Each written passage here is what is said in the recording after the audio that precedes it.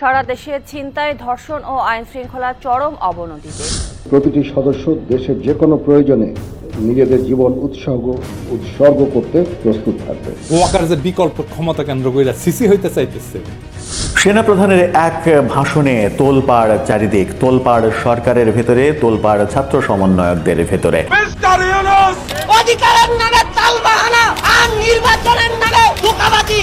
সেনাপ্রধানের একের পর এক বার্তা উপদেষ্টাদের মতো সংশয় সৃষ্টি করেছে। তবে কি ক্ষমতায় আসতে চলেছে সেনা শাসন? সুপ্রিয় দর্শক, বিস্তারিত জানতে আমাদের সাথে থাকুন। গত 65 ঘন্টায় 74টা রেপ, এটা কোন ধরনের আমার স্বাধীনতা? আমাদের মা বোনেরা রাস্তায় বের হতে পারছে না, এত ধর্ষণ চারিদিকে, চক্রবৃদ্ধি হারে ধর্ষণ বাড়ছে।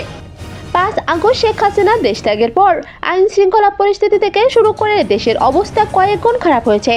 এত মাস উপদেষ্টাদের খামখেয়ালিপনা দেশ সংস্কারের নামে কুসংস্কারের দিকে ঠেলে দিয়েছে, যা নিয়ে সংবাদ মাধ্যমে সেনাপ্রধান বলেন যথেষ্ট হয়েছে 7 মাসে।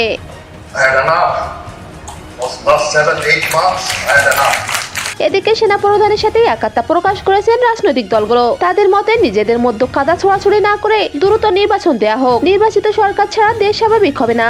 সেনাপ্রধান আমার জন্য অনেক উঁচু স্তরের লোক, তিনি একটি বাহিনী চালাচ্ছেন এবং তিনি কোনো কথা না বুঝে বলেন নাই।